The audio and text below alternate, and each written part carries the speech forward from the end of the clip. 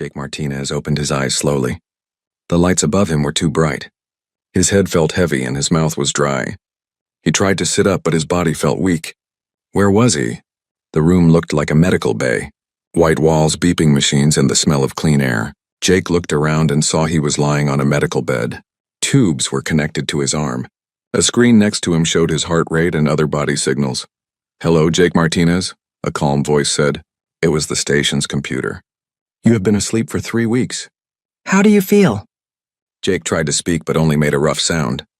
His throat was sore. He cleared it and tried again. "What happened to me?" "You had a bad reaction to the air on the planet below. Your body could not handle the gases there. We had to put you to sleep so your body could heal." Jake remembered now. He was part of a research team studying a new planet called Kepler 442b. They had a space station orbiting the planet. He was an engineer, fixing things and helping with experiments. The last thing he remembered was going down to the planet's surface with some other people. "Where is everyone else?" Jake asked. There was a pause. The computer's voice seemed different when it spoke again. "There was an emergency. A large solar storm hit the station 3 days after your accident. It damaged many important systems. All other human crew members left on the emergency ships." Jake felt cold suddenly. "All of them." "They all left?" "Yes, the storm damaged life support systems. It was not safe for so many people to stay. You could not be moved because of your medical condition." Jake sat up slowly. His head spun, but he felt better than before. "So I'm alone?" "Not completely alone. Researcher Zeth remained on the station. He volunteered to stay and watch over you during your recovery." Jake knew Zeth. He was one of the alien researchers working with the human team. Zeth was from a species called Krillians. They looked like very tall humans but had blue-gray skin and were much stronger. Zeth was about 8 feet tall and had been friendly to work with. "Where is Zeth now?" Jake asked. "He is in the main lab." "Should I call him?" "Yes, please." Jake got out of bed carefully. His legs felt shaky, but they held him up.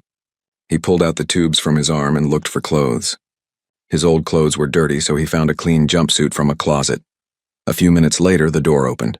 Zeth walked in, and Jake was surprised by how he looked. Zeth's skin was darker than before, more purple than blue-gray. His eyes seemed brighter too, but the biggest change was how he moved. Before, Zeth had been calm and careful. Now he seemed nervous and kept looking around the room. "Jake," Zeth said in his deep voice, "you are awake." "This is good." Zeth spoke English well, but with an accent that made his words sound musical. "Zeth, thank you for staying. The computer told me everyone else left." Zeth nodded but did not look directly at Jake.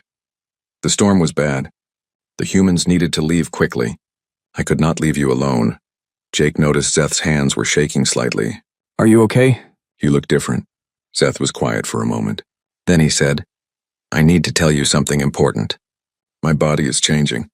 It happens to my people every 7 years. We call it the breeding time." "Breeding time?" Jake did not understand.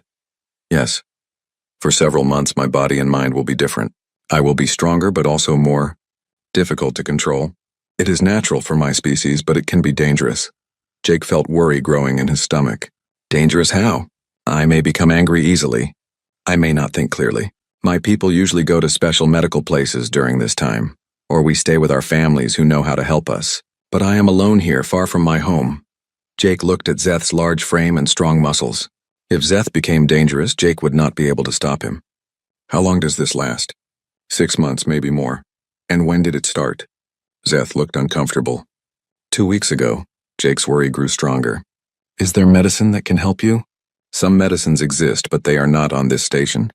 They are made for my species only." Jake walked to the window and looked out at space. Stars filled the darkness, and the planet Kepler 442b hung below them like a green and blue ball. "When will rescue ships come?" "My people know I am here. They will come when the storm effects end and they can travel safely again. But that will be 5 or 6 months." Jake turned back to Zeth. The alien was standing very still, but Jake could see tension in his body, like he was holding back some powerful force. "Zeth, I need to understand this better. What exactly happens during your breeding time?" Zeth was quiet for a long moment. "My body produces chemicals that make me want to fight, to prove I am strong. My mind becomes focused on showing I am worthy to create offspring. In the wild, my ancestors would compete with others of our kind. They would fight and solve difficult problems and show their strength. And if you can't do these things, then the chemicals build up and I become sick. My mind breaks. I could hurt myself or others without meaning to. Jake understood now why Zeth looked so nervous. They were both trapped on a damaged space station. Zeth was going through something like a very intense form of seasonal behavior that could make him dangerous. And Jake was the only other living thing around. What do we do? Jake asked. Zeth looked directly at Jake for the first time since entering the room. His eyes were bright and intense. I do not know. This has never happened before. No Krillian has ever gone through breeding time with only a human present? Jake nodded slowly. He was an engineer. He was good at solving problems. But this was not a broken machine or a damaged system. This was biology, and alien biology at that. We'll figure it out, Jake said, trying to sound confident. We have to. Zeth tilted his head slightly. You are not afraid of me? Jake was afraid, but he also knew that showing fear would not help either of them. We're stuck here together. Being afraid won't solve anything. We need to work together. For the first time since waking up, Jake saw Zeth smile slightly. This is why I like humans. You think problems can always be solved, can't they? Zeth's smile faded. We will find out. Jake spent his first full day awake exploring the space station. Many areas were closed off because of damage from the solar storm. Red warning lights blinked in the hallways, and some sections had no power at all. The station felt empty and cold. He found Zeth in the main laboratory working at a computer. The alien was reading through files about their research on the planet below. But Jake noticed Zeth kept stopping to grip the edge of the desk with his hands. His knuckles were white from squeezing so hard. Finding anything interesting? Jake asked. Zeth looked up quickly as if Jake had startled him. Just reviewing our work. The plant samples we collected show unusual growth patterns. Jake moved closer and saw that Zeth's hands were shaking again. When did you last eat? This morning, I think. Zeth seemed unsure. It's evening now. Come on, let's get some food. In the dining area, Jake prepared a simple meal for both of them. Human food and Krillian food were similar enough that they could share most things. But as they ate, Jake watched Zeth carefully. The alien ate quickly, almost desperately. He kept looking around the room as if expecting danger. When a normal station sound, the hum of air recycling, grew slightly louder, Zeth's whole body went tense. Zeth, tell me more about what happens during breeding time. I need to understand. Zeth put down his fork. Why do you want to know? Because I'm an engineer. When something doesn't work right, I need to understand how it's supposed to work before I can fix it. You think you can fix me? Zeth's voice had an edge to it that hadn't been there before. I think we can figure out how to manage this together. Zeth was quiet for a moment. Then he nodded. In the old days, before my people had technology, breeding time was when young Krillians proved they were strong enough to have children.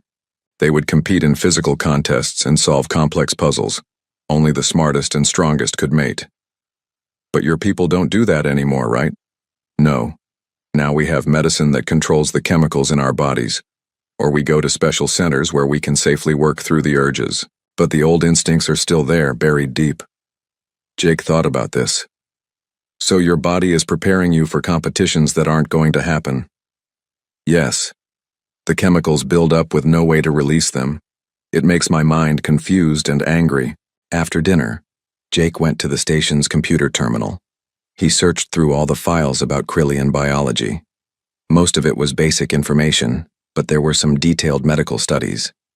He learned that during breeding time, Krillians produced high levels of chemicals similar to adrenaline and testosterone in humans. These chemicals made them stronger, faster, and more aggressive, but they also made them unstable if not properly managed.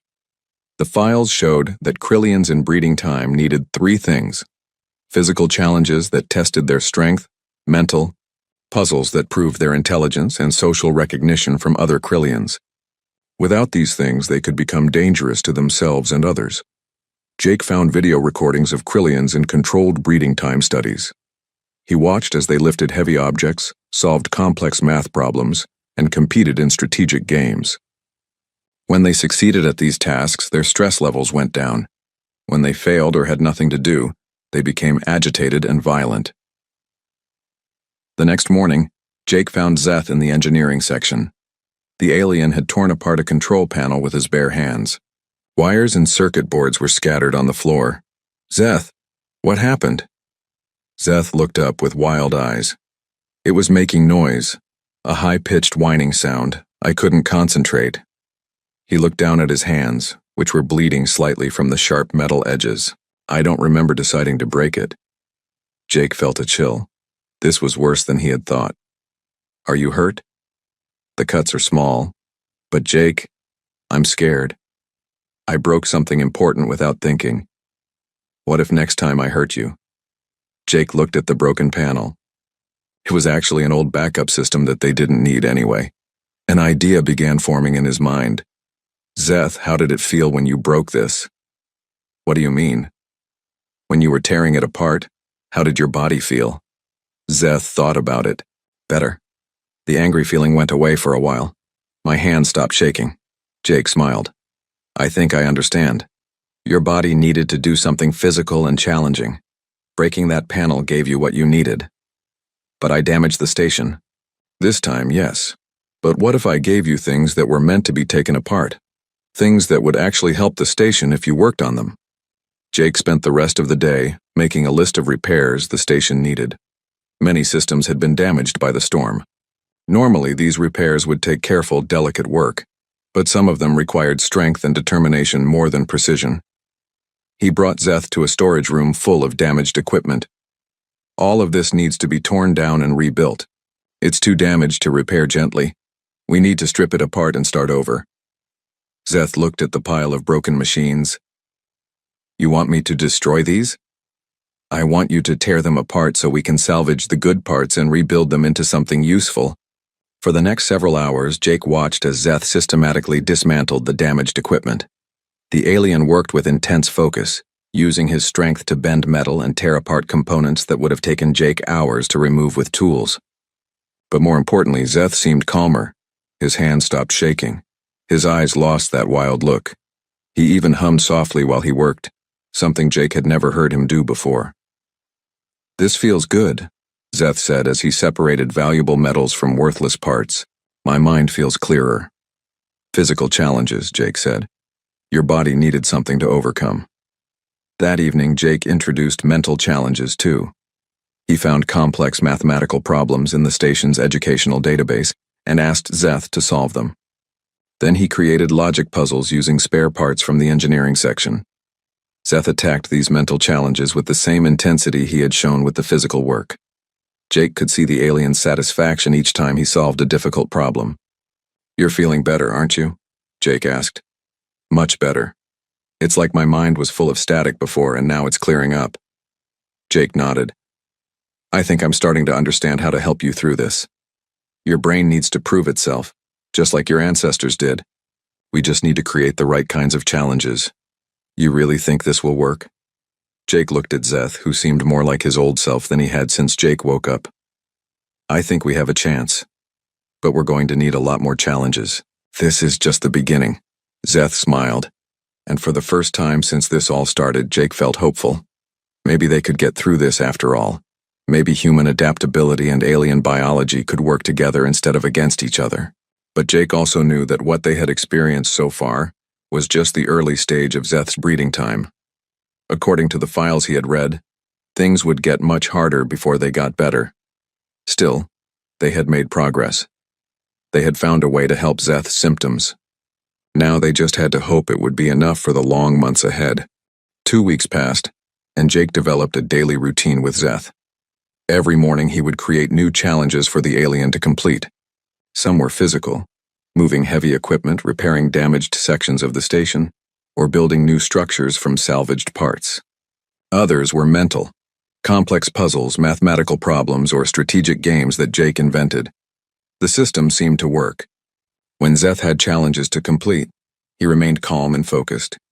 But Jake noticed that the challenges needed to become harder each day. What satisfied Zeth yesterday would not be enough today. I need more, Zeth said one morning after finishing a puzzle that had taken him 3 hours the day before. Today he solved it in 30 minutes. My mind feels hungry, Jake understood. It was like Zeth's brain was growing stronger and needed bigger tests to feel satisfied. Jake spent more and more time each day creating new challenges, studying what worked and what didn't. He also noticed other changes in Zeth. The alien had grown even taller, now reaching almost 9 feet. His muscles were larger and his skin had turned a deep purple color. Most importantly, Zeth had started looking to Jake for approval after completing each task. Did I do well? Zeth would ask after solving a problem or finishing a repair. Yes, very well, Jake would answer, and he could see Zeth relax when he heard those words. Jake realized something important was happening. In Krillian society, other members of the species would judge whether someone in breeding time was performing well. Since there were no other Krillians around, Zeth was treating Jake as that judge. This worried Jake. According to his research, Krillians formed strong bonds with anyone who helped them through breeding time. These bonds lasted for life and were deeper than friendship. Jake wasn't sure he was ready for that kind of responsibility, but he also saw that Zeth needed this connection. Without approval and recognition, the alien became anxious and unstable, so Jake continued to praise Zeth's successes and guide him toward new challenges. One day, while Zeth was working on rebuilding a damaged water recycling system, Jake noticed something concerning. The alien had been working for 6 hours straight without rest. His movements were becoming sloppy and he had made several small mistakes. Zeth, you should take a break. Zeth looked up with tired eyes. No, I need to finish this. You gave me this task and I must complete it. It's okay to rest. The work will still be here tomorrow. You don't understand, Zeth said, his voice getting louder. If I don't finish, if I'm not good enough, you will. He stopped talking and looked confused. I will what? I don't know. My instincts say you will reject me. Choose someone else. But that doesn't make sense because there is no one else here. Jake realized that Zeth's biological programming was designed for competition with other Krillians. His brain was treating every task as a test that would determine his worth compared to rivals who didn't exist. Zeth, listen to me. You are not competing with anyone. There is no one else here for me to choose instead of you. We are partners working together. Zeth stared at Jake for a long moment. Then his shoulders relaxed. Partners? Yes, we're both trying to survive until rescue comes. I need you to help maintain the station, and you need me to help you through your breeding time. We're a team. This seemed to calm Zeth's anxiety, but it also created a new problem. Zeth began following Jake everywhere. When Jake went to eat, Zeth came too. When Jake went to sleep, Zeth would sit outside his room. When Jake worked on his own projects, Zeth would watch and ask if he could help. At first, Jake found this annoying. He was used to working alone and having privacy, but he also understood that Zeth was dealing with powerful biological forces. The alien wasn't choosing to be clingy. His instincts were telling him to stay close to his partner. Jake decided to use this to their advantage. He began creating challenges that required both of them to work together. They rebuilt damaged sections of the station as a team, with Jake providing technical knowledge and Zeth providing strength. They solved complex engineering problems together, combining human creativity with Krillian determination. These joint projects seemed to satisfy Zeth even more than solo challenges. The alien would beam with pride when they completed something difficult together. Jake found himself enjoying the partnership too. Zeth was incredibly smart and strong, and they accomplished things that neither could have done alone. But Jake also noticed that Zeth was becoming possessive. When Jake talked to the station's computer, Zeth would sometimes interrupt and answer questions himself. When Jake mentioned the possibility of rescue ships arriving, Zeth would become quiet and moody. One evening, Jake was reviewing their supply situation when Zeth sat down next to him. Jake, when my people come to rescue us, will you come with me to my homeworld? Jake looked up from his calculations. I don't know. That would depend on a lot of things. Like what? Like whether the human government wants me to go. Like whether your people would welcome a human visitor. Like whether I would be useful there. Zeth was quiet for a moment. You would be useful. You understand my people better than any human ever has. You helped me when no one else could. Jake could hear something intense in Zeth's voice. Zeth, you need to remember that this situation is temporary. Once we're rescued, our lives will go back to normal. Normal? Zeth stood up suddenly. This is not normal for you? Working together, solving problems together, depending on each other? Jake realized he had said the wrong thing. That's not what I meant. I just meant that we both have our own lives and responsibilities. I see. Zeth's voice was cold now. You are counting the days until you can be rid of me. No, that's not, Jake started to explain. But Zeth had already left the room. For the next 2 days, Zeth avoided Jake. The alien still completed the challenges that Jake set for him, but he did them silently and without enthusiasm. He stopped asking for approval and stopped looking pleased when he succeeded. Jake could see that Zeth was becoming unstable again. His hands shook when he thought no one was looking. His skin color became darker and more mottled. Most worrying, he had started talking to himself in his own language. Jake knew he had to fix this, but he wasn't sure how. He had hurt Zeth's feelings without meaning to, and now the alien was withdrawing from their partnership. Finally, Jake cornered Zeth in the laboratory. "We need to talk." "There is nothing to discuss," Zeth said without looking up from his work. "Yes, there is. I said something stupid the other day and now you're pulling away from me. That's not good for either of us." Zeth finally looked at Jake. His eyes were bright with barely controlled emotion. "You made it clear that you see this as a temporary inconvenience. You are waiting for it to end." "Zeth, listen to me. What I meant is that our circumstances are temporary. We're stuck on a damaged station, dealing with your breeding time, waiting for rescue. Those things are temporary.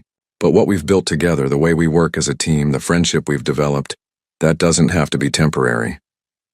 Zeth searched Jake's face. "You mean that?" "Yes, you've become important to me, Zeth. Not just as someone I'm stuck with, but as a friend and partner. I don't want that to end when we're rescued." Zeth was quiet for a long moment. Then he smiled. The first genuine smile Jake had seen from him in days.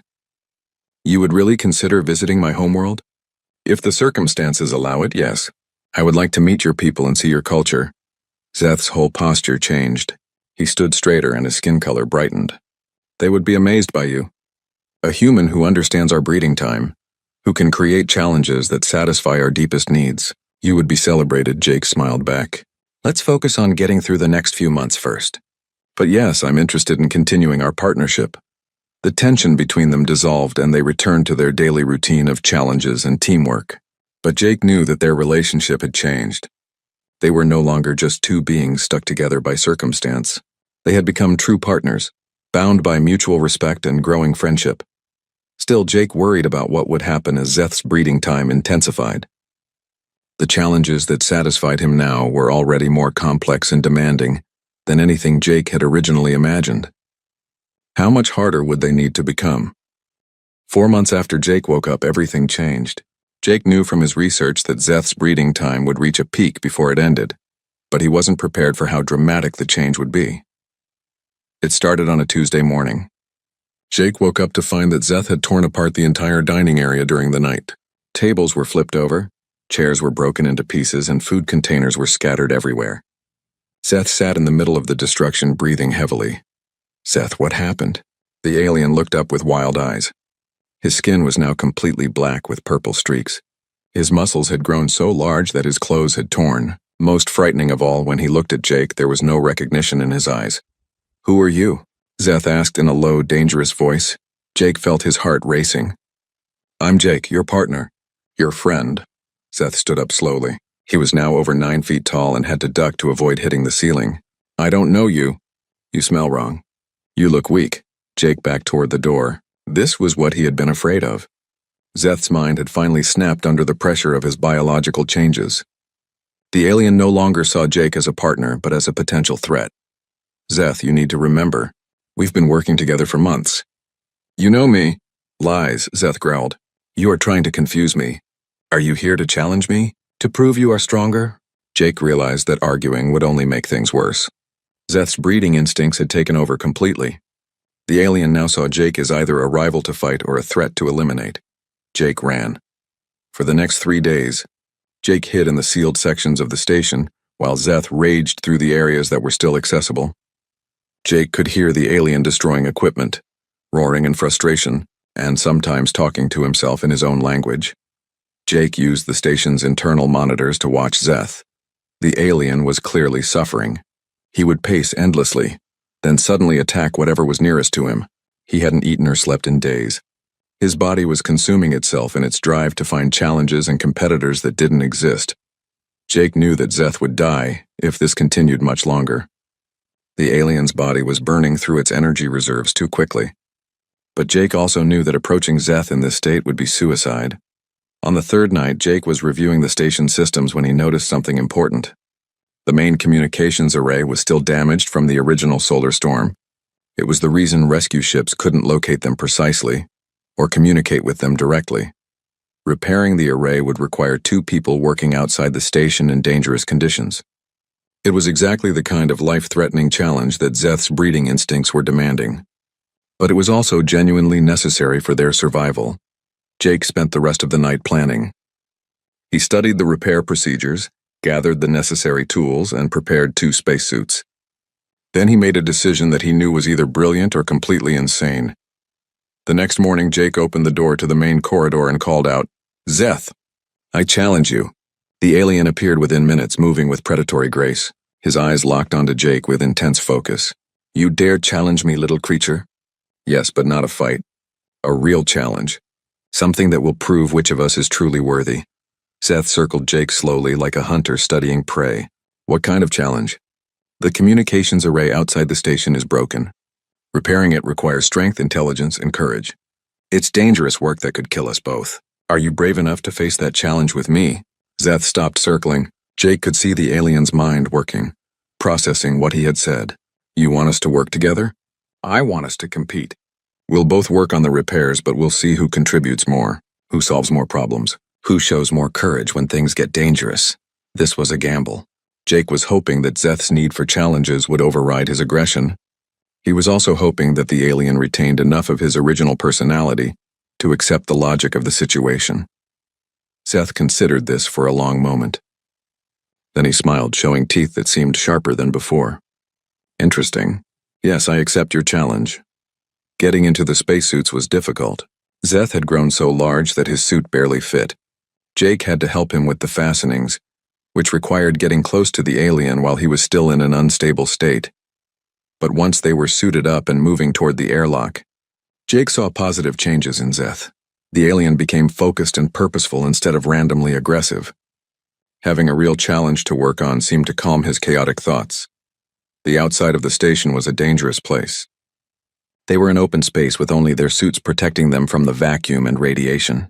The communications array was mounted on the station's outer hull, requiring them to climb along the outside using magnetic boots and safety lines.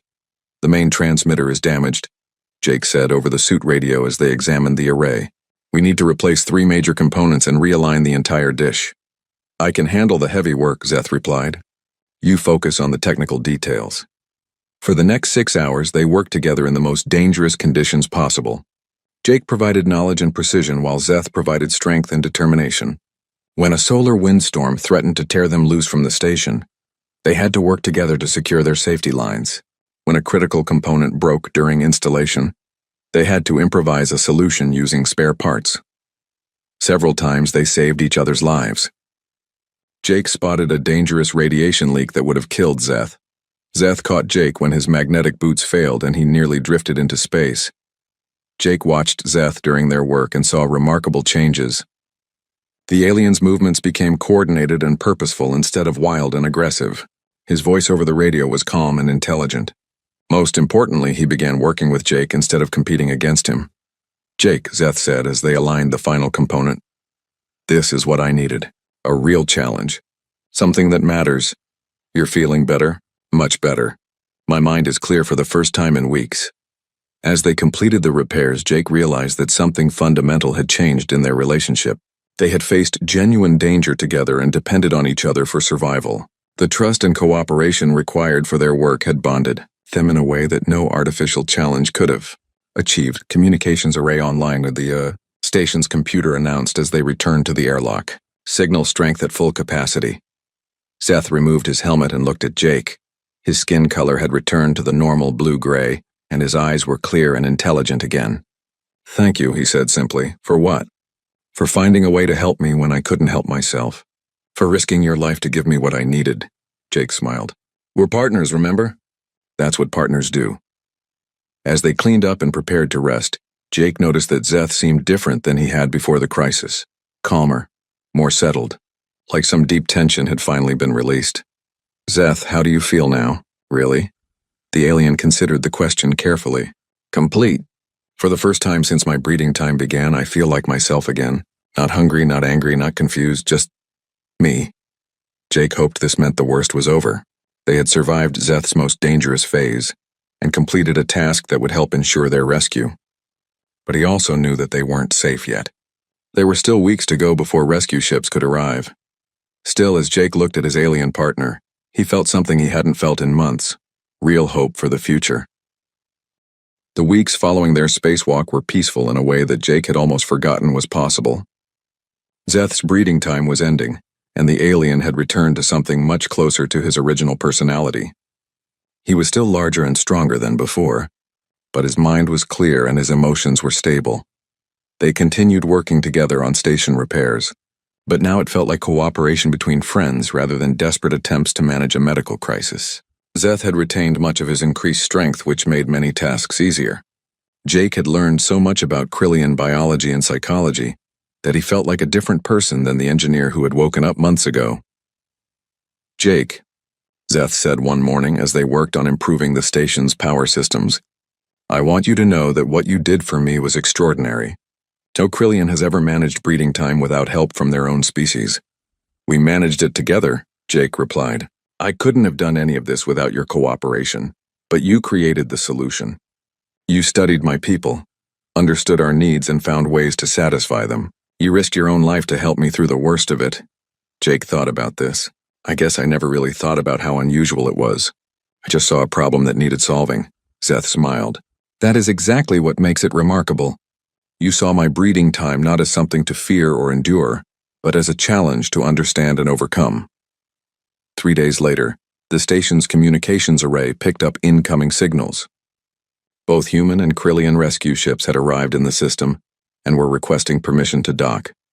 Jake felt mixed emotions as he watched the ships approach through the station's windows. He was excited to be rescued and to return to normal life, but he was also sad that his partnership with Zeth would end. "Nervous?" Zeth asked, joining him at the window. "A little. Everything is going to change now." "Not everything," Zeth said quietly. The rescue teams arrived together, a human medical crew and a Krillian scientific expedition. Both groups were amazed to find Jake and Zeth alive, healthy, and working together so effectively. Dr. Lisa Grant, the lead human medic, examined Jake thoroughly. "Your physical condition is excellent," she reported. "But I have to ask, how did you survive alone with a Krillian in breeding time? Our xenobiology expert said it should have been impossible." "It wasn't impossible," Jake said. "It just required understanding and adaptation." Meanwhile, the Krillian scientists were examining Zeth with equal amazement. The expedition leader, an elderly Krillian named Commander Vex, spoke with Jake afterward. "Young human," Vex said in careful English, "Zeth tells us that you guided him through his breeding time using challenge-based therapy. This is unprecedented. I just observed what he needed and tried to provide it. You have documented this process?" Jake nodded. "I recorded everything. Daily observations, successful and unsuccessful techniques, biological changes, psychological patterns. I thought it might be useful for future research." Vex's eyes widened. "May we review this documentation?" Over the next several days, both human and Krillian scientists studied Jake's records with intense interest. What Jake had seen as simple problem-solving, they recognized as groundbreaking xenobiological research. Dr. Grant was particularly excited. "Jake, do you realize what you've accomplished? You've created the first successful cross-species management protocol for Krillian breeding cycles. This could revolutionize how our species interact.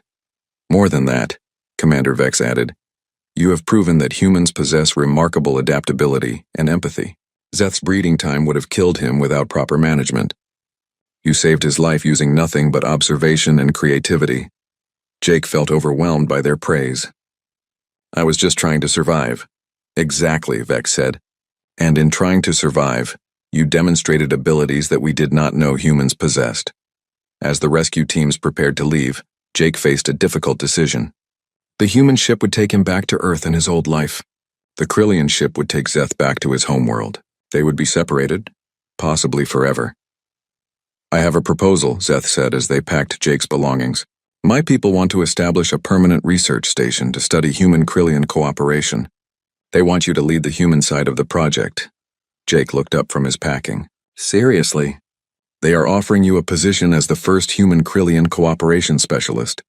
You would spend time on both our worlds, training others in the techniques you developed and researching new ways our species can work together. And you would be part of this project?" Zeth smiled. I would be your primary partner and research subject. Who else understands what we accomplished here? Jake thought about returning to his old job on Earth, fixing routine mechanical problems and following orders from people who had never faced real challenges. Then he thought about the possibility of continuing to explore the amazing partnership he had built with Zeth. What about my government? Would they approve? Dr. Grant, who had been listening, stepped forward. Jake, both governments are extremely interested in this project. What you've accomplished here has major implications for future human-alien relations. They want you to continue this work. Jake looked at Zeth, who was watching him hopefully. You really want to keep working together? Jake, you saved my life and my sanity. More than that, you showed me that cooperation between our species is not just possible, but beneficial. I cannot imagine doing this work with anyone else. Jake made his decision. Yes, I want to continue our partnership. The celebration that followed surprised Jake with its intensity. Both the human and Krillian crews seemed genuinely excited about the possibilities this partnership represented. 6 months later, Jake stood in a laboratory on Krillia, Zeth's homeworld, watching a group of young Krillians practice the challenge-based techniques they had developed. Each Krillian was paired with a human partner who had trained under Jake's guidance. The third trial group is showing excellent results, Zeth reported, reviewing data on his computer. Breeding time stress levels are down 60% compared to traditional methods, and the human partners are adapting well to Krillian psychology. Better than we expected. It seems that humans have a natural ability to understand and respond to other species' needs. Jake looked around the laboratory, which was filled with humans and Krillians working together on various projects. What had started as a desperate survival situation had become a model for interspecies cooperation. Zeth, do you ever regret what happened on the station? The crisis, the danger, all of it? Zeth considered the question seriously. No. If we had been rescued earlier, we never would have discovered what we were capable of together. The crisis forced us to trust each other completely and find solutions that neither of our species had imagined. So you think it was worth it? Jake, look around you. Humans and Krillians working together, learning from each other, creating new knowledge that benefits both species. You have become the most respected human on our world, and I have learned more about cooperation and friendship than I thought possible. Yes, it was worth every difficult moment. Jake smiled as he watched a human engineer and a Krillian scientist celebrate solving a complex problem together. I guess sometimes the best partnerships are forged in the worst circumstances. Indeed, Zeth agreed. And sometimes survival teaches us more about living than comfort ever could. As they returned to their own research, Jake reflected on how much his life had changed. He had started as a simple engineer dealing with a medical emergency. Now he was pioneering a new field of science and building bridges between species. Most importantly, he had discovered that humans possessed something unique and valuable: the ability to adapt, understand and care for other species even under the most difficult circumstances. It was this quality that had saved Zeth's life and created their partnership, and it was this same quality that would help humanity build lasting friendships among the stars. The future was full of possibilities, and Jake was excited to explore them all with his unlikely partner by his side.